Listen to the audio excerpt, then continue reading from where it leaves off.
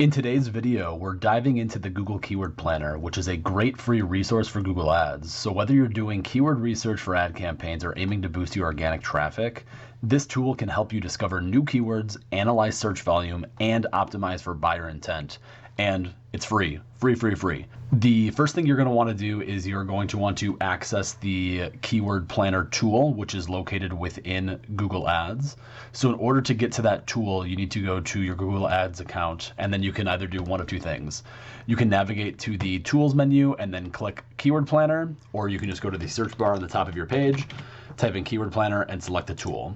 And then what you're going to be introduced with is you're going to get several options. One that is discover new keyword ideas, get search volume and forecasts, or organize your keywords into ad groups. So I typically like to start with discovering new keywords. So let's click on this option here and we'll kind of cover all three of these. Now, what you're greeted with right away is you can either start with some keywords or with your website. My recommendation would be to start with keywords unless your website is heavily optimized for SEO, the schema set up properly, you have proper headers, and you're feeling pretty confident in your on-page SEO. If you are not, or you want to just get a variety of search terms, I would recommend starting here. So for this example, let's say we are selling shoes and I am selling sneakers. So what you want to do is you want to type in your keywords or keyword here. My recommendation would be to start with similar themes. So if I type in like sneakers here, I can do that. I can type in like Nike sneakers for this. I can type in men's sneakers and then women's sneakers. Typically when you're doing keyword research, you want to keep it to a similar theme when you are at least getting started. And then that way you will get like similar ideas, and then you can always branch off to different variations as you continue. You then have the option to add your website here, but my recommendation would be to start with this piece. So then when you go and search by results, you are greeted with a lot of data right in front of your screen. It can be information overload and a lot on your page. So let's kind of go through what exactly every single option is here. So at the top of your screen, you have the keywords, and then you are greeted by where your location is. So you can choose like where exactly you want to search. Obviously, the larger location, the more reach, the more signal you're going to have. So like, let's say I'm just selling like in the Midwest. In the United States, for example, I can select like just the like Midwest states, or the states that I would consider the Midwest. You cannot add radius to this tool. You can really only do city, state, and DMA. So if I do like Illinois, Wisconsin, Iowa, Michigan, and then like Minnesota, for example, I can like say like, okay, how am I looking roughly here in like what I would consider like the Midwest? I'm gonna add Indiana as well. So, and you also get like reach ideas to understand like how much reach is available in that area. And the benefit of selecting specific geos is that you're going to get search volume for that very specific area. And then what you get at the top of here is you can choose your language. So I'm choosing English, obviously. And then you can choose if you only want to look on Google or Google and search partners. A search partner is anywhere that has like the Google search engine implemented into it, where you have like Google search available on the page. My recommendation would be to start with Google here. And then by default, this will typically look at the last 12 or 13 months. So I would recommend leaving it here. You can go shorter or longer if desired, but last 12 months is typically good, because what you'll start to see is you'll start to see trend lines as you start to add ideas to your plan. And then you just start to get data, right? So you get information for the keywords that you provided. So here's the 4 keywords that I gave. And then more importantly, you get like keyword ideas as well. And then you can like filter based on like these different columns here. So I can look at like average monthly searches, the change, the competition, ad impression share. There's a lot of different information. And it will also give you what it thinks is like the top of page bid for both high and low ranges. My recommendation for you would be to take this with a heavy grain of salt. Just because it says you're going to pay 40 cents for the top of page bid, that's across all of Google's available ad inventory. So that could be for like display placements, video placements. It's not just like search only. So keep that in mind, that you're probably going to want to inflate this cost by like 3 to like 10 times, honestly, or even higher in some instances. So just keep that in mind as you're kind of going through this. So if you have a really good idea of what keywords you want here, you can then start to filter. So if you click on this bubble here, by this filtering icon, you can then start to filter by like different keywords that you want. So like, let's say I have like a very specific keyword and I always want to include like women's, for example. I only want to get women's variants. I can get either a text match, which it'll tell you what this is right here. So this is just like the exact intent that you are putting in. So it's pretty much like giving you based on like that search term. But if you do semantic, it's going to find you similar meaning. So if I type in women's, for example, and if I type in semantic, I should get responses back like ladies or girls or things like that. So depending on how you are setting this up, you will probably use both. I tend to lean towards semantic to start to get an idea of the different types of keywords that I tend to use. So like if I click on semantic and then type in keyword contains women's, you should notice that the keyword ideas now are going to start giving us a lot more variety, and it's going to be, honed in on one very specific area. All right, so I typed in women's for semantic, and you can see that it didn't do exactly what I thought it would do. It kind of gave me like some competitors. It gave me like types of shoes like Converse. But it did also give me like women's, for examples, but it's like a wide variety of like different brands and then shoe types. So the other thing you can do is you can also sort by search volume to really get an idea of how many monthly searches are happening over the last time frame that you selected up here for that specific keyword. You can also get an idea of competition to understand like how many people are like going after that phrase, and more specifically, you can filter by that competition as well. So like let's say you want to find an organic keyword where competition may be lower, where there's less people in that SERP, you can filter by that. That's probably a separate video, so you can go that route. And then one of the biggest areas that you can kind of leverage this tool is through this refine keyword section here. The really nice thing about this, depending on what you type into the search bar up here, is that you can really filter down and get down to like the brand and then like the type, I would call it, or category.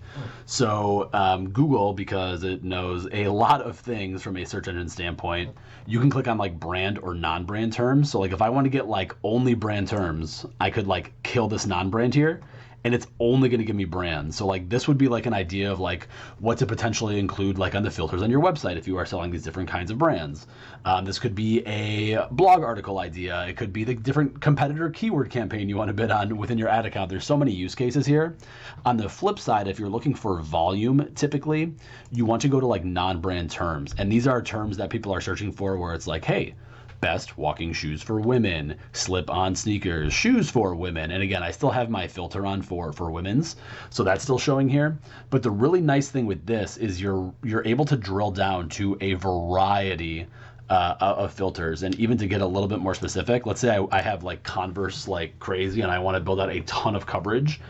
This will tell us all the different variants sorted by search volume, and it will give us a really good idea on where to start our content from an organic standpoint. Or you can use this to like really build out your Converse competitor campaign on Google Ads. There's so many use cases that you can do here.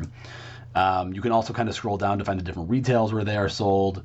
The make, for example, so it's interesting that like car make is on these, so that's like another option.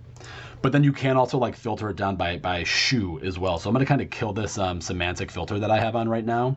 And depending on what you put into the search bar up here, you're going to get a bunch of different information. But now I have like shoe, and now it's saying like, hey, I've got like women's, men's, running, sports shoes, slip shoes. These are different ideas for content and like how you can build them out, or again, ad campaigns again. So depending on what you offer, what your use case is, this allows you to get like hyper focused and get all of that information from average search volume to competitiveness at a keyword level, which is just really, really powerful. This tool I would recommend you just spend some time playing with. It kind of breaks it down by like other schema pieces or color, for example, degree, low and high. And then there's so many others that it'll give you too based on like the specific thing that you type in here. So let's say you started to like culminate your list of keywords and you're like, yo, I want to make sure I get everything I can for branded terms for Adidas specifically. And you just want to like do Adidas like crazy here. You could check all the keywords. You could select every single one if you wanted. Let's say you wanted to get more specific and start filtering it down. You would start like picking those specific keywords that you wanted, and then you can add those keywords to create a plan. And the benefit of doing this when you add this plan is you'll be able to take this plan and build a campaign out within Google Ads if you want to go that route, or if you're using this for organic search purposes, you have this plan built out to see exactly what the search volume is if you want to come back to it. So like, let's say, hey, I'm really working hard on my Adidas Gazelle content. I can then come back to this topic, figure out, hey, I got this many monthly searches. I can kind of like break things down over time. So it's really powerful there. One of the most important things that you want to do with this tool is how do you go about identifying high value keywords that have a good balance of search volume and intent. So typically you want to like highlight those top 10 to 20 keywords when you start that have higher search volumes for like better performance. So typically when you do that, you want to choose those keywords that are like somewhere between like a decent monthly search volume. You typically don't want to go for the highest, and you may not want to go for the lowest. It's likely going to be somewhere like in like the middle, like upper middle, or like somewhere within like the middle exactly. And you're going to want to make sure that you narrow down that list, because if you go too wide with your targeting, you're going to get like too much volume and not a lot of intent. And if you go too low, there's just not going to be enough volume for the keyword that you're trying to optimize around. So that's like a really important piece when going through this keyword planner. And the final thing that I want to go through is the forecast. So let's say you went through and you picked out all the different keywords that you wanted to go through. You can click on this forecasting button after you've added all of your keywords, and you can say, hey, I want to see the forecast for all the keywords that I have saved. Here's where you can kind of like play around with the information in the platform to get an idea of like what you can expect from a performance standpoint. So Google kind of bases this on like if you're optimizing for conversions, it takes like what it thinks is a good click-through rate, which in this instance is an 11%. You can also click on this add metrics button to give yourself an idea of like what conversion rate would be. So obviously the higher the conversion rate, the bigger your number is going to be for conversions, but like realistically you might have between like a 2 and 5% conversion rate. So if you're saying like, hey, I'm expecting to get like a 3% conversion rate on all of this traffic, I can expect to get 94 conversions over the month on these keywords that I have selected if I go with like my $30 a day average budget.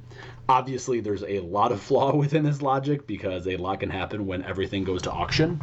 But from a planning standpoint, it at least allows you to get an idea of what you can expect from a volume standpoint, and you can kind of measure up and say like, okay, for CTR, I don't think that's reasonable. I want to download this, kind of mock up the numbers a little bit to say like, hey, 12% probably isn't realistic. I think closer to 7 or 8% is a little bit more realistic. And then you can get an idea of like how many clicks, impressions, cost, and then like the cost per click as well. And then it kind of forecasts out where that traffic's coming from, what devices, and all that kind of stuff as well. So it's a really powerful tool to at least get like forecasts and an idea of how things are expected to perform, and at least something to kind of like show like internal or external leadership to showcase like, hey, here's how I expect these campaigns to perform. So with this Google Keyword Planner, there's so many things that you can do. The biggest leverage piece that you will have is going through and finding high value keywords, and that is the biggest value that I typically find out of this tool. If you have any questions, please let me know down below in the comments. Thank you very much for watching. Bye.